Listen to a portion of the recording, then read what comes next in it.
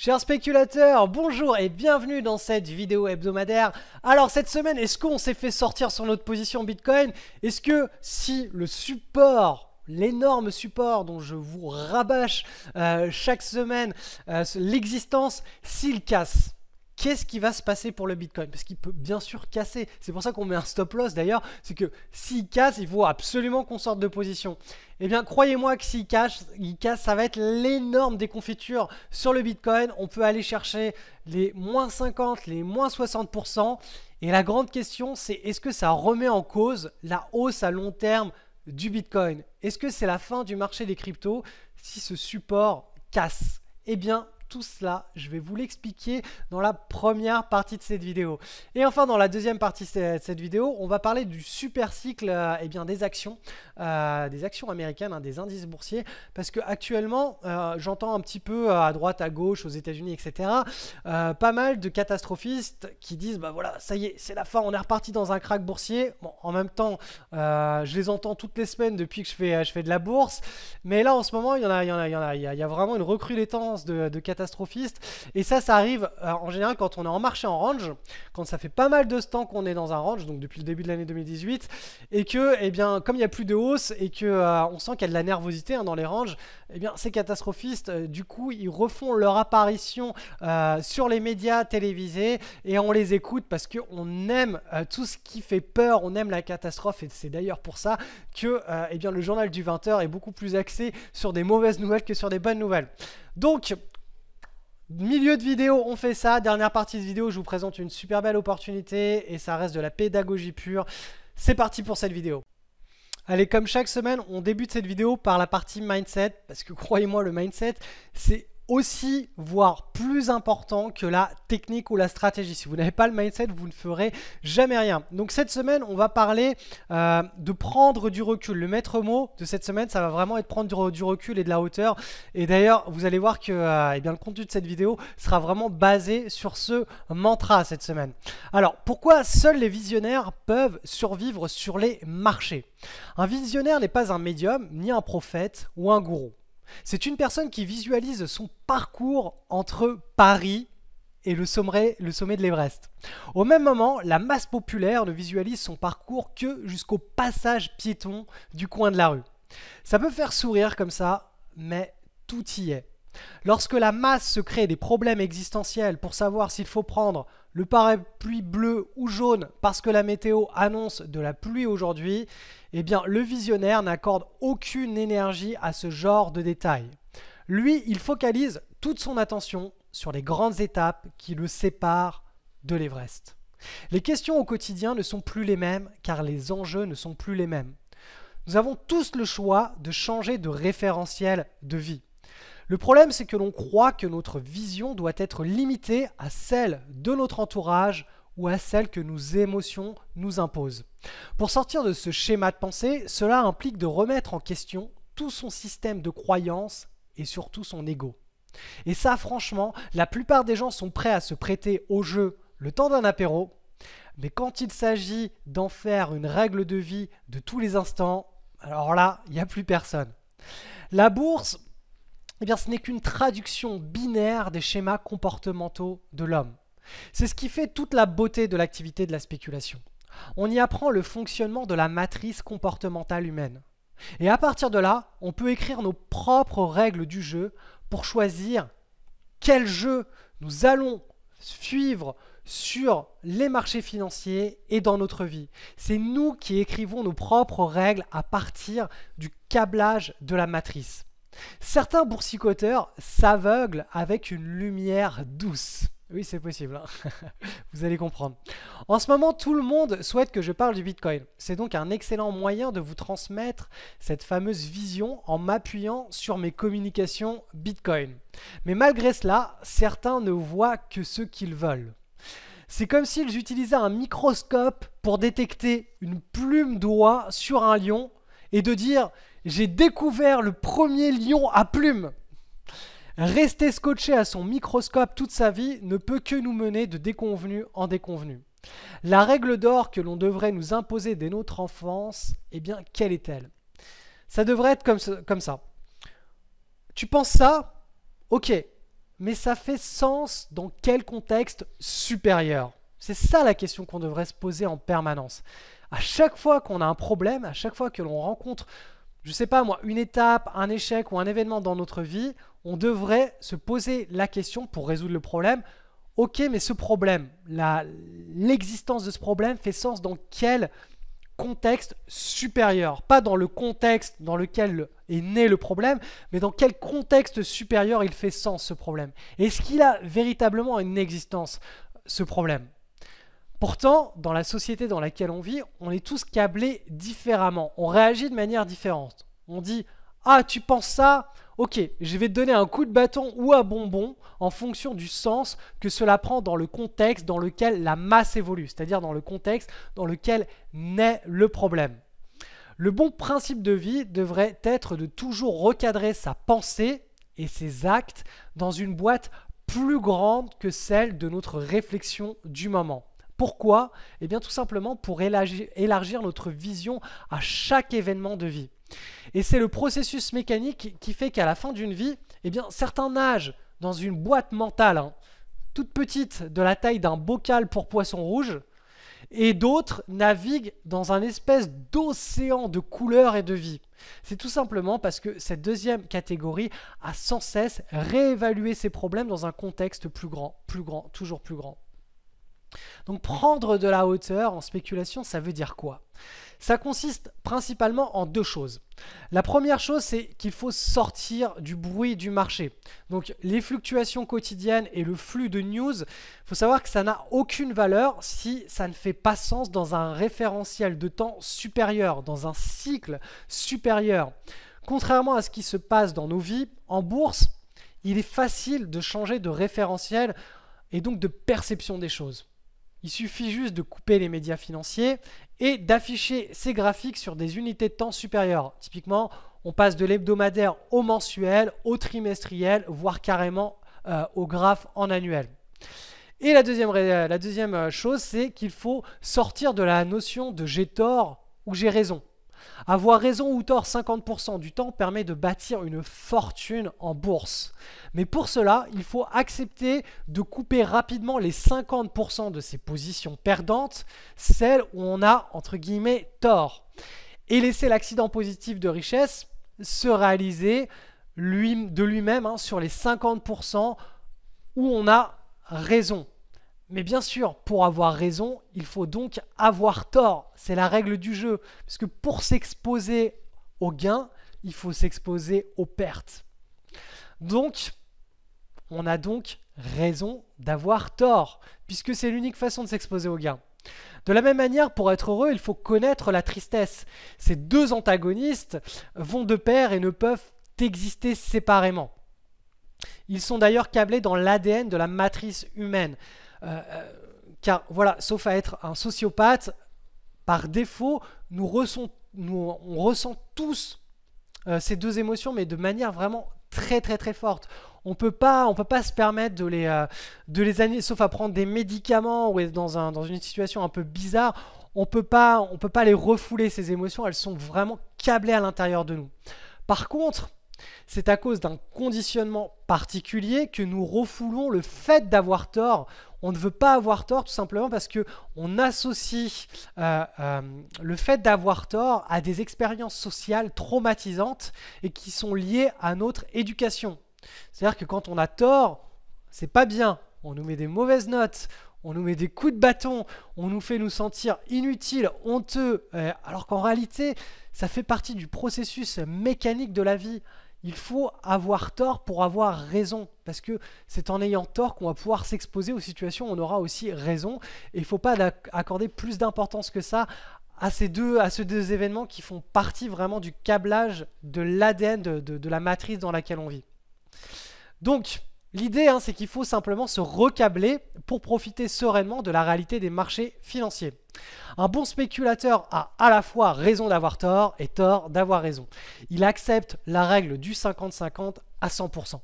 Il embrasse sans frustration cette dualité qui lui permet de réaliser sa vision à long terme. Allez, on est parti sur l'analyse des cryptos et du Bitcoin. Alors, où est-ce qu'on en est du Bitcoin? Regardez un petit peu, le support là, il est toujours d'actualité, on n'a pas cassé le support. Je vous rappelle que pour ceux qui ont commencé à mettre leur première bille ici sur la cassure de ce point d'inflexion, le stop loss est situé en dessous, c'est-à-dire en dessous du support. Et quand je dis stop loss, vous n'êtes pas obligé bien sûr d'aller poser physiquement un stop loss chez votre échangeur. Vous pouvez simplement mettre une alerte, garder vos cryptos sur votre clé, et si on casse le support, et bien là vous recevez l'alerte, vous transférez vos cryptos chez votre échangeur et vous les revendez.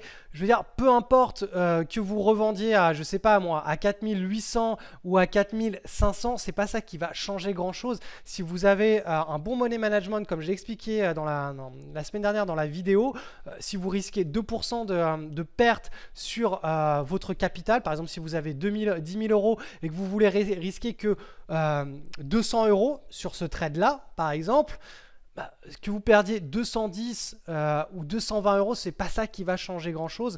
Par contre, en mettant des stops physiques chez les échangeurs, effectivement, vous avez de fortes probabilités de vous faire tout simplement attraper votre stop, sans même que d'ailleurs ce soit visible sur le graphe du Bitcoin, parce qu'il y a beaucoup de manipulations sur ces marchés. Ça me fait un petit peu penser au marché du Forex à l'époque du Far West où tous les courtiers faisaient un petit peu n'importe quoi, où ils étaient dealing desk ou no dealing desk, je me rappelle plus comment bref.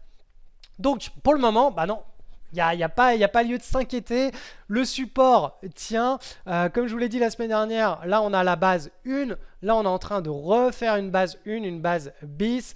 Mais quoi qu'il en soit, là ce triangle chartiste, alors je vous ai retracé la trendline supérieure du triangle, hein, il prend bien forme, hein, et la zone de support elle est bien respectée. Ici on est en train de faire un point d'inflexion cette semaine. Donc très probablement, ici ce qu'on devrait assister tout simplement, c'est à ceci.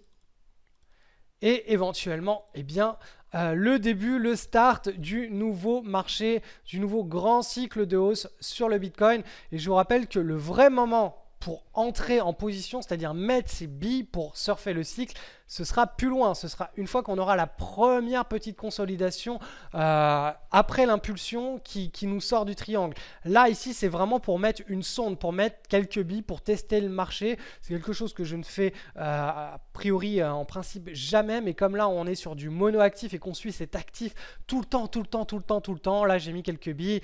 Mais quand on a une approche, on va dire, extrêmement qualitatif de la bourse avec des screeners. Les screeners ne nous retournent jamais une opportunité ici, là. Ils nous retournent toujours que des opportunités qui sont déjà sur la deuxième base, celle où on entre en position. Toutes les bases 1, ces poubelles, les screeners ne nous les affichent pas. Donc voilà, ça c'est la première chose. Ensuite, deuxième chose, si on casse ce support-là, qu'est-ce que ça va impliquer pour le Bitcoin? Est-ce que ça implique que c'est la fin du Bitcoin?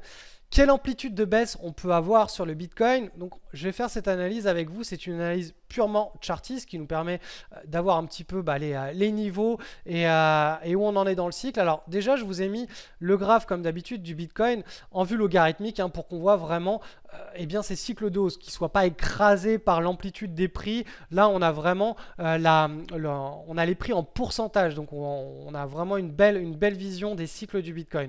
Donc là, je vous ai tracé le canal de hausse du Bitcoin, le dernier canal de hausse sur les dernières années. Et simplement pour vous dire que là, actuellement, on a quand même un potentiel de baisse qui peut être assez important vers les 2000, sans que ça remette en question la tendance long terme et haussière du Bitcoin. Là, si on vient chercher les 2000 et qu'on rebondit, alors je vais vous mettre ça comme ça, voilà. Je vais faire une extension du canal, voilà. Hop, l'extension. Voilà. Donc vous le voyez, ce canal, il est propre, il est clean. On peut encore aller chercher beaucoup plus bas. On peut aller chercher la zone des 2000 sans que ça nous inquiète sur le cycle de hausse long terme du Bitcoin avant de rebondir vers 35 55 000. Et c'est en cela que le marché des cryptos est très émotionnel. C'est que si on va chercher, allez, la zone des 2400, ça représente quand même moins 50% de baisse. Et si on va chercher la zone, donc depuis le support du triangle, si on va chercher la zone des 2000, alors je vais vous tracer avec l'outil, voilà, ça représente, allez, si on est sur le bas là, moins 60, moins 63%. Donc d'un point de vue de chartiste, comment est-ce qu'on fait pour calculer une amplitude de baisse? On prend simplement la hauteur du triangle à son niveau le plus haut et on la reporte vers le bas. Donc c'est ce que je vous ai mis ici avec les deux flèches en violet. Donc on reporte par rapport, c'est une simple symétrie, hein, c'est ce qu'on appelle la règle du balançoire. On reporte vers le bas et on se rend compte que vers le bas, ça correspond à un niveau de support ici. Donc ce niveau de support, il est autour des 2400 points. On peut avoir un excès vers le bas du canal haussier, quoi qu'il en soit. Si on venait à casser ce support, et c'est pour ça que je vous dis qu'il faut mettre un stop loss, donc un stop mental, et ensuite le déclencher chez votre courtier, parce qu'on peut baisser allègrement de 50 à moins 60%. En moins 50, moins 60%, ça peut aller très très très vite en octobre-novembre si on venait à casser ce support. C'est comme ça que marchent les marchés financiers. Par contre, là, tant que ce support tient, on est toujours en mode cycle de hausse, nouveau top départ du cycle de hausse. Donc voilà, c'est très important d'avoir cette dualité, cette vision duale. Quand on prend des paris boursiers, c'est du 50-50. Par contre, quand on prend le pari, on sait qu'on a un edge.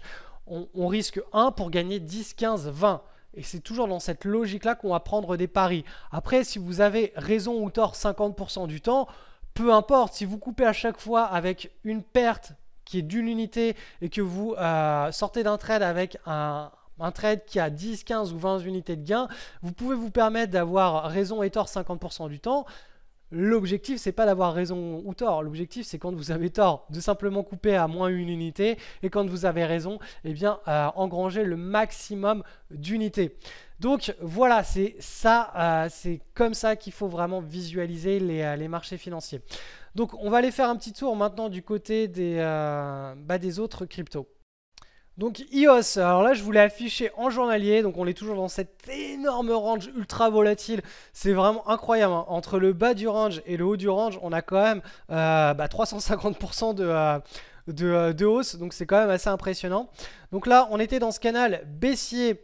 On est toujours dans le canal baissier. Vous voyez que là on a cassé par le bas cette petite consolidation dans le canal. On attendait à ce que ça rebondisse si on cassait par le haut ou que ça aille chercher le prochain support. Si ça cassait vers le bas, qu'est-ce qui s'est passé? Ça a cassé vers le bas et on est allé chercher le prochain support. Donc il faut savoir que ce support, c'est comme l'énorme mastodonte, hein, c'est le gros support de l'IOS sur le long terme. Donc là il y a quand même beaucoup plus de chances quand on est en bas de support qu'on rebondisse que qu'on le casse. C'est comme ça qu'on analyse les marchés, qu'on fait de l'analyse technique. On est toujours dans une logique, quand on est dans un range, de vendre la résistance et d'acheter le support. Là on est sur le gros support, on achète. Entre guillemets, quand je dis on achète, c'est moi je fais pas de trade là-dessus, je fais que du trade sur des super cycles, hein. Mais voilà, la logique c'est on a un rebond en bas de support. Donc voilà où on en est pour l'IOS. Alors je vais supprimer tout ça du coup parce que ça fait beau sapin de Noël et moi je déteste les sapins de Noël. Ça c'est toutes les analyses, hein, qu'on a faites au cours des derniers mois. J'ai quand même gardé le petit triangle parce qu'il est assez récent, il est propre. Et la résistance, voilà, on va la décaler un petit peu ici. Donc voilà où on en est pour l'IOS. Donc là on est vraiment en zone de ce qu'on appelle survente. C'est typique, hein, quand on est dans un range, une zone de survente en principe engendre un rebond. Alors qu'est-ce qui s'est passé? Ça a switché.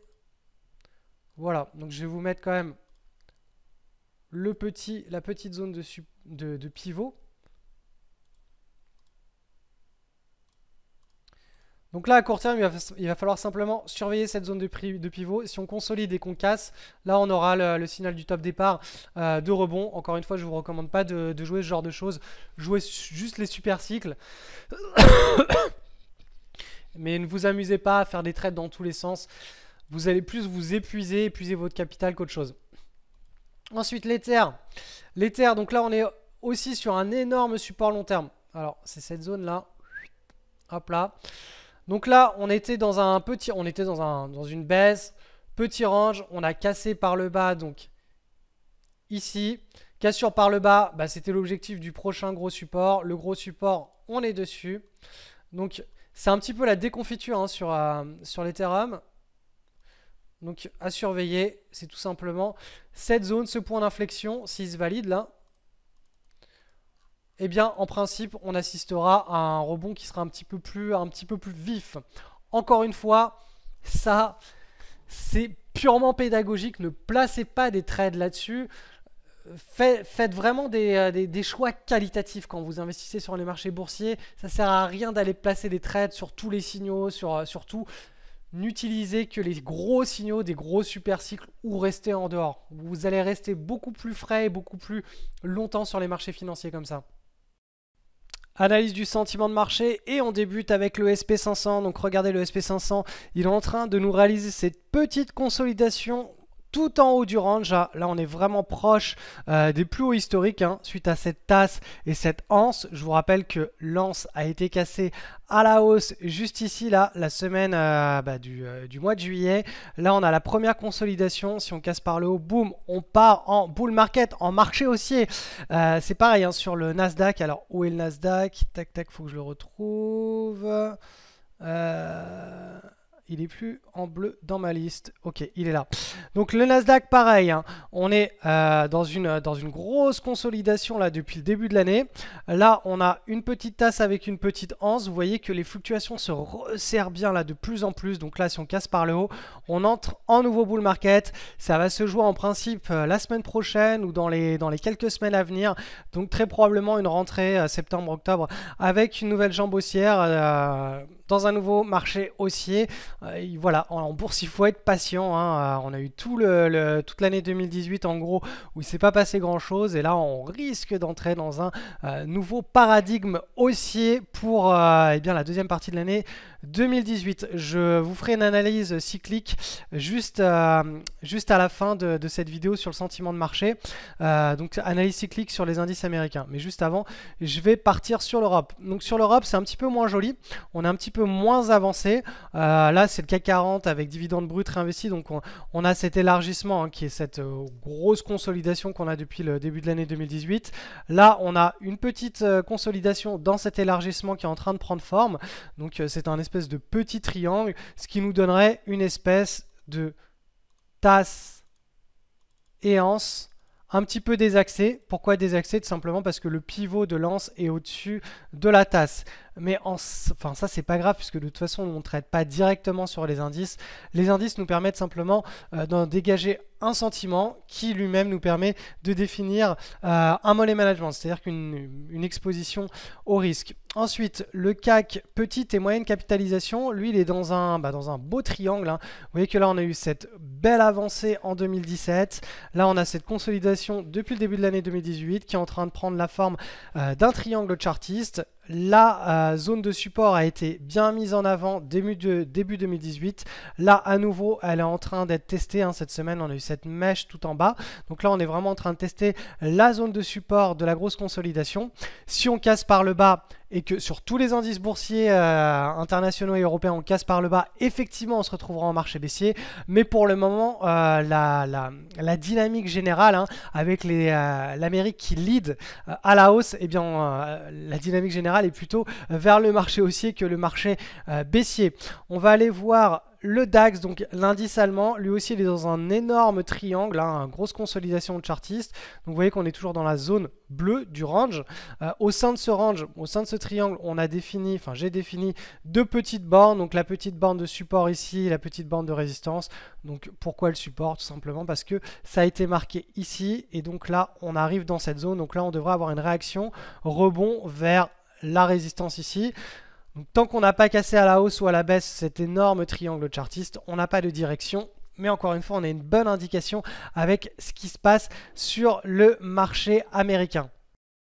Donc c'est parti pour l'analyse cyclique, donc vraiment une vue long terme. Quand je vous dis que il faut prendre du recul, que ce soit par rapport à sa propre vue ou par rapport à ses propres investissements. En bourse, c'est extrêmement simple, puisqu'il suffit de monter en unité de temps pour savoir où est-ce qu'on se trouve dans cette vision long terme. Et ça nous permet vraiment de remettre les choses à plat. Donc là, je vais vous afficher le graphe en bar chart. Ce sera un petit peu plus simple de voir les cycles. Et ensuite, je vais passer directement, on va passer directement en annuel. Donc en annuel, qu'est-ce qu'on a? Alors je vais changer vite fait la couleur parce que du coup, c'est un petit peu trop clair. Je vais mettre ça en noir. Voilà. Et c'est parti. Donc en annuel, qu'est-ce qu'on a sur le Nasdaq? On a, alors je vais même le passer, allez, comme ça vous avez une démonstration de comment utiliser ProRealTime en direct. Je passe le graphique en logarithmique, hein. Comme ça on voit bien les détails des hausses comparativement aux baisses. Sinon c'est complètement noyé par l'amplitude des prix et on ne se rend pas compte de ce que ça représente en termes de gains en pourcentage. Donc on a le graphe annuel du Nasdaq depuis 1972. On peut même l'afficher un petit peu avec un petit peu plus. Alors je ne sais pas comment on va passer sur 1000 unités. Est-ce qu'on a? Non, on n'a pas l'historique. Bref, depuis 1980, donc depuis cette période-là, on a eu un gros marché haussier. Le marché haussier, il a duré quasiment 20 ans. Ensuite, on est rentré dans un énorme marché en range. Donc là, on a eu l'éclatement, donc l'implosion de la bulle des technos. Et là, on a eu en 2008 la crise des subprimes. Vous voyez que à l'échelle du cycle de hausse long terme des indices, les indices sont câblés pour monter à long terme puisque tout simplement des nouvelles entreprises remplacent les anciennes dans la pondération et forcément les nouvelles prospèrent puisqu'elles représentent l'économie de demain et d'aujourd'hui. Donc forcément les indices sont câblés pour monter à long terme. Mais bien sûr il y a des cycles. Il y a des cycles économiques avec plus ou moins de prospérité pendant ces cycles. Et là depuis 2000 on était dans un cycle qui n'était pas à la prospérité. Clairement, hein, sur le Nasdaq et de manière générale sur tous les indices boursiers du monde, on évoluait dans un gros range. Ce gros range il a quand même duré entre 2000 et vous voyez ici 2012. Hein. 2012-2013 ça a été vraiment ça n'a pas été le plus beau cycle pour investir en bourse. Par contre, là, depuis 2012-2013, vous voyez qu'on est entré dans un nouveau cycle de hausse. Et en bourse, on alterne les cycles de hausse et de baisse. Voilà, en général, c'est 10-15 ans. 10-15 ans, même ça peut durer plus. Hein. Là, vous voyez qu'entre 1980 et 2000, ça a duré 20 ans, hein, 19-20 ans. Donc là, en principe, on est reparti pour un énorme cycle de hausse depuis 2013. Donc ça, c'est pour le Nasdaq. Je vais vous montrer, pareil, en annuel, ce qu'il en est sur le SP500. Vous allez voir que, grosso modo, c'est pareil. D'ailleurs, on a plus d'historique sur le SP500, donc je vais vous montrer ça. Donc entre 1951, on n'a pas les données avant, et à peu près, voilà, 1970, on était en marché haussier. Après, entre 1970 et 1980, on était dans un marché en range, et ensuite on est reparti dans un marché haussier. Là, entre 2000 et 2013, on était dans un marché en range, et on est reparti en marché haussier. Et vous voyez qu'on est vraiment au début du potentiel de hausse du marché haussier. Quand on a des marchés haussiers, vous voyez un petit peu l'amplitude de hausse sur une base d'une décennie des bourses. Et vous voyez que là, on est vraiment au début. Et actuellement, j'entends je lis, etc. C'est même pas actuellement, c'est tout le temps. Il y a toujours des catastrophistes qui vont vous dire oui, mais alors attention, le vent est de nord, le vent est de sud, je sais pas, la remontée des taux, un petit pays à droite, à gauche, la nouvelle politique économique, je sais pas quoi. Il y a toujours effectivement plein d'éléments contraires. C'est ce qui fait que les marchés fluctuent. Mais il faut recadrer cette information, ce flux d'informations ambiant dans ces cycles économiques pour faire sens. Effectivement, quand on est dans un marché en range, quand il y a des très grosses news macroéconomiques, il y a beaucoup plus de probabilités pour qu'on rentre dans un marché baissier qui dure à chaque fois en moyenne, voilà, c'est 1 an, 2 ans, c'est 18 mois un marché baissier. Mais là, on est vraiment ancré dans un gros cycle économique. On est rentré dans un gros cycle économique de hausse. Vous voyez en annuel, que ce soit sur le SP500 ou sur le Nasdaq, c'est pareil. On y est. Et les indices américains, depuis toujours, ils lead. Pourquoi ils lead? Tout simplement parce que toutes les innovations, le capitalisme, je ne vais pas dire qu'il a été inventé aux États-Unis, mais en tout cas, ils sont le porte-parole du capitalisme. C'est eux qui ont vraiment un esprit entrepreneurial depuis la plus tendre enfance. On éduque les gens à devenir des entrepreneurs. On les éduque pas à devenir des fonctionnaires. On les éduque à avoir la culture de l'innovation, de l'argent, de la création. Voilà, toute l'économie américaine, vraiment, elle tire vers le haut d'un point de vue purement mindset, hein, le monde entier. Et si vous regardez un petit peu tout ce qui se passe, toutes les révolutions qui se passent actuellement dans le monde, chaque fois ça vient des États-Unis. Je veux dire, on consomme tous du Google, de l'Apple, du YouTube, du Netflix, etc. Mais c'est pas des services espagnol, italien ou français, quoi. Bien sûr, les autres pays du monde ont leur rôle à jouer, mais les énormes innovations, le monde de demain, jusqu'à présent, il provient des États-Unis, donc tout simplement, il est de convenance d'analyser les cycles économiques, les signaux des cycles économiques sur le marché américain. Et puis, si demain c'est la Chine, eh bien, qu'un cela tienne, on ira analyser tout simplement la Chine. Mais pour le moment, ce n'est pas le cas et le dollar est toujours la devise de référence pour toutes les transactions à l'international. Donc voilà, le marché américain est de très très très très loin l'indicateur à suivre en priorité quand on veut investir en bourse. Ensuite, alors je sais pas si ça vaut le coup que bon allez, je vais passer rapidement sur des unités de temps inférieures quand même. On va passer sur du trimestriel. Donc trimestriel, là on voit bien qu'on avait eu ici là entre 2014 et 2016 cette consolidation. Tout le monde, alors là vraiment tout le monde était baissier. Je ne sais pas pourquoi tout le monde annonçait un crack boursier ici là. On n'a jamais cassé le support. Tout le monde était en mode voilà, c'est la fin du monde, ça y est, on est reparti. Alors le nouveau truc, c'est la crise des dettes souveraines, puisqu'effectivement il y a un endettement absolument massif sur des États à travers le monde. Donc c'était la fin du monde économique parce que tous les États vont péricliter et boum, on est parti vers le haut et on est reparti là. Là, qu'est-ce qui se passe? On a une petite consolidation en 2018. Là, on la voit en trimestriel, 2 trimestres. Et là, on est en train de recasser vers le haut, là, ce trimestre-ci. Donc la barre est en cours, elle n'est pas validée encore. Mais on le voit, vous le voyez bien chaque semaine dans les analyses que je vous tourne. On est plus en train d'entrer dans un bull market que dans un marché baissier. Et bien là, ça se confirme en trimestriel. On a une petite consolidation et là, on est en train de repartir vers le haut au sein d'un énorme cycle économique. Et vous le voyez un petit peu mieux ici, puisqu'on a davantage les détails. Quand on est dans un marché haussier, ça part pas en ligne droite. Quel que soit l'actif économique, que ce soit de la crypto, du bitcoin, des actions, des devises, il y a toujours des instants pendant ces marchés haussiers où ça corrige plus ou moins fort. Par exemple, là ici, il y a eu le fameux entre guillemets crack de 1987. Pendant ce trimestre-là, voilà, on a une baisse de moins 23%, moins 30%. Ça s'est fait très rapidement, mais là aussi très rapidement, on est reparti dans un marché haussier. Donc quand il y a une crise à court terme ou un événement ou une grosse news qui tombe et qui impacte le marché, il faut toujours prendre du recul et se rendre compte dans quel contexte ça a lieu. C'est ça vraiment qui est très très important. Et à chaque fois qu'on veut un petit peu rentrer un petit peu plus dans le détail, effectivement on va baisser d'une unité de temps. Là je vais passer sur du mensuel et on a un petit peu plus de détails. Mais plus on a de détails, plus on a de bruit aussi. Et plus on a de bruit et moins c'est clair pour nous.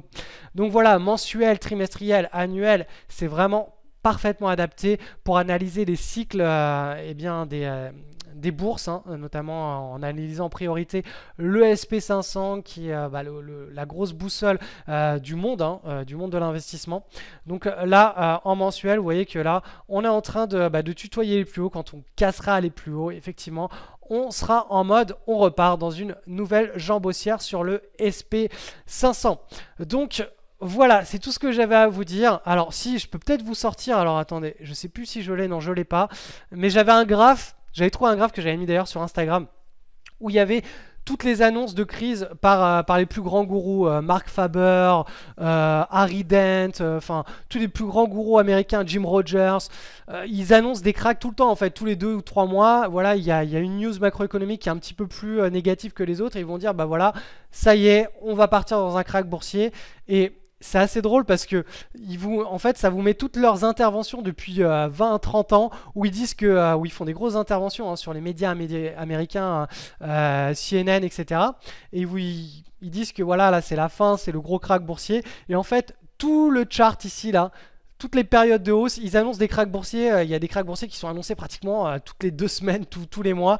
Et c'est noir d'annonces de cracks boursiers. Alors effectivement, à un moment donné, ils ont raison, mais 90% du temps, ils ont tort. Et l'edge, on a un avantage quand on investit en bourse, eh bien c'est à la hausse. Parce que si vous vous amusez à shorter les marchés, déjà il faut savoir que, alors la stat exacte c'est 70% les marchés boursiers sont ancrés, sont en marché haussier. Donc vous avez, si vous êtes tout le temps en train de chercher la baisse, eh bien vous aurez tort 70% du temps. Mais en plus, quand vous avez raison, vous pouvez gagner au maximum 100% de votre investissement, puisque je vous rappelle qu'un actif ne peut pas baisser au-delà de zéro. Donc si vous shortez sans prendre d'effet de levier, hein, parce qu'on n'est pas des... bref, on n'est pas des boursicoteurs qui font n'importe quoi. On investit sans effet de levier. L'effet de levier est un phénomène très très rare où les marchés nous amènent à y être sans augmenter notre risque. Alors ça, c'est encore une autre chose. Je ne vais pas développer ça dans cette vidéo. Mais voilà, à la hausse, l'indice boursier va prendre, regardez, combien est-ce qu'il va prendre? Le potentiel de hausse d'un indice boursier sur un cycle, voilà, c'est 1200%. Là, on va peut-être repartir sur 1200, 1500, 2000%, j'en sais rien. Mais voilà, on peut multiplier, démultiplier plusieurs fois de plusieurs unités sa mise à la hausse, alors qu'à la baisse, si on parie à la baisse, on ne peut pas gagner plus de une mise, tout simplement. Et pour que cette mise, elle soit complète, il faut que les indices boursiers, ils arrivent à zéro. Et croyez-moi, si les indices boursiers, ils arrivent à zéro... vous aurez gagné un, mais vous la récupérez jamais sur votre compte bancaire. Pourquoi? Parce que tout simplement, ça signifie que eh bien, l'économie mondiale a fait faillite. Donc, les courtiers ont fait faillite. Le système bancaire a fait faillite. Et donc, votre mise théorique en shortant les marchés qui était de 1, vous la récupérez jamais pour la dépenser en termes de pouvoir d'achat dans l'économie réelle. Bon, là, je suis un petit peu extrémiste, mais c'est pour vraiment vous donner l'image globale, la vision que vous devez entretenir de l'investissement boursier. Ne vous amusez pas, ne perdez pas votre temps à la baisse, l'argent se fait à la hausse, l'edge est à la hausse, 70% du temps les marchés sont à la hausse. Actuellement on est entré dans un nouveau cycle de hausse depuis 2012-2013. Effectivement, ces cycles de hausse sont toujours marqués de petite crise passagère, mais tant qu'on est dans ce cycle de hausse, c'est qu'il n'est pas infirmé, et ça se voit directement sur un graphe, hein. Quand on fait de l'analyse technique, il faut simplement qu'on ait un support long terme qui soit cassé à la baisse. Ici, là, par exemple, là et là, on les a eu, ces supports qui sont cassés, qui ont été cassés à la baisse. Et là, effectivement, on est entré dans des marchés baissiers. Boum. Boum. Est-ce que ensuite là, depuis 2009, est-ce qu'il y a eu un seul support qui a été cassé à la baisse? Non, aucun. Moi, je surveillais ici ce support là pendant l'année 2015 et 2016. J'arrêtais pas de vous le rabâcher. Tout le monde disait c'est la fin des marchés financiers. Je disais, moi, ce que je vous disais, c'est attendons que ce support casse tout simplement, hein, pour constater si on a un potentiel, si oui ou non on entre en marché baissier ou non. Il n'a jamais été cassé, donc forcément, moi je ne pouvais pas vous dire on entre dans un marché baissier. Et là c'est exactement pareil. Est-ce qu'on a un support qui est menacé ici? Absolument pas. Pour le moment, on n'a pas du tout de support qui est menacé. Au contraire, c'est la résistance qui est en train d'être menacée pour qu'on entre dans un nouveau marché haussier. Donc voilà, j'espère que cette vision long terme vous aidera à investir en bourse, que ce soit sur le marché des cryptos ou sur les indices boursiers ou directement sur les actions. Prenez de la hauteur, prenez du recul, c'est extrêmement important. Allez, cette semaine, je vous fais une petite analyse pédagogique d'un titre qui est vraiment très sympathique. Je vais essayer d'arrêter de vous faire des grosses sessions en fin de vidéo parce qu'au final, c'est pas en vous en mettant des quantités que vous allez apprendre. Je vais essayer de me focaliser maintenant sur la qualité des interventions en fin de vidéo, sur le côté vraiment pédagogie pour saisir des opportunités de swing trade. Donc c'est parti, on va se concentrer simplement sur un titre. Donc ce titre, c'est ABCD, donc qui est coté sur le Nasdaq. Donc cette action, on va l'analyser un petit peu en détail. Alors, c'est en unité hebdomadaire, donc chaque barre bien sûr est égale à une semaine. Je vais vous tracer les différentes bases qu'il y a eu. Donc là, vous le voyez tout de suite, on a ce qu'on appelle une large base ici. C'est long, on voit que les fluctuations là sur la fin, elles sont de plus en plus faibles. Plus c'est faible sur la fin et plus quand on a le breakout, c'est annonciateur d'un mouvement fort. Et moins si par exemple on a eu des grosses fluctuations comme ça ça signifie tout simplement que après, quand on a un breakout ici, l'amplitude est bien plus limitée. C'est vraiment une question de contraste, de compression, d'extension. Plus on compresse quelque chose, plus par effet, si vous voulez, d'élastique, il va se décompresser et envoyer quelque chose de fort. Donc c'est pour ça qu'on recherche en priorité les patterns. Donc les situations graphiques où on a vraiment une bonne compression sur la fin de la consolidation et ensuite on a un breakout assez fort. Donc là on a cette large base qui libère un premier mouvement. Ce premier mouvement, il nous permet d'identifier ce qu'on appelle une tasse avec une anse et vous voyez bien que l'anse là sur la fin elle est vraiment bien resserrée et là boum ça part très fort. Ensuite, là, on a une deuxième tasse et anse. Donc cette semaine, on a la cassure. Regardez un petit peu les volumes en hebdomadaire. Ils sont en hausse. Donc, dans l'idéal, quand on veut vraiment prendre la plus grosse partie de la viande d'un trade, on va se focaliser sur la première, voire la deuxième base. Pourquoi? Parce que si on commence à trader la troisième, la quatrième ou la cinquième base, le cycle de hausse est déjà bien avancé et on a beaucoup moins d'espérance de gain et on a aussi beaucoup plus de probabilité d'avoir ce qu'on appelle un faux signal, c'est-à-dire ça fait mine de partir, on prend la position et puis finalement ça se retourne, ça vient chasser notre stop loss et même on a un mouvement, le cycle se retourne. Donc c'est pour cette raison qu'il faut essayer en priorité suite à un début de cycle, donc quand on a la large base et qui est une extraction de la large base et qu'on a une première consolidation, on va essayer de manière générale de prendre les opportunités sur la première ou la deuxième consolidation. Ça, c'est encore une fois pour avoir une belle espérance de gain. Ensuite, la qualité de la consolidation va nous permettre d'avoir ce qu'on appelle un trade gratuit. Je ne vais pas entrer en détail ici dans cette vidéo. En tout cas, voilà, ce que vraiment je veux que vous reteniez cette semaine de cette vidéo, c'est contraction, extension, plus la large base est serrée sur la fin, plus le cycle de hausse peut être important. Et quand vous voulez profiter d'un cycle de hausse, essayez de prendre eh bien, les premières bases. La première, la deuxième, c'est très bien, la première étant l'idéal. Et bien sûr, il faut que cette première base soit de bonne qualité. Un breakout avec du volume, une pattern ici qui soit très propre, de bonne qualité, qui soit idéalement construite sur les plus hauts, avec cette fameuse petite anse qui soit bien contractée et des volumes sur la cassure. Voilà. Allez, dernière chose, il y a un article qui a été publié hier sur le blog et qui parle des tortues tradeuses. Est-ce que vous connaissez les turtle traders ? À la base, ça vient d'un pari qui a été fait entre deux multimillionnaires, deux gros traders. Donc c'était Richard Dennis et William Eckard. Et ces deux amis, en fait, soutenaient, ils étaient chacun antagonistes. L'un disait que l'on naissait trader et l'autre disait que l'on devenait trader par la pratique et par l'enseignement. Du coup, ils ont fait un pari.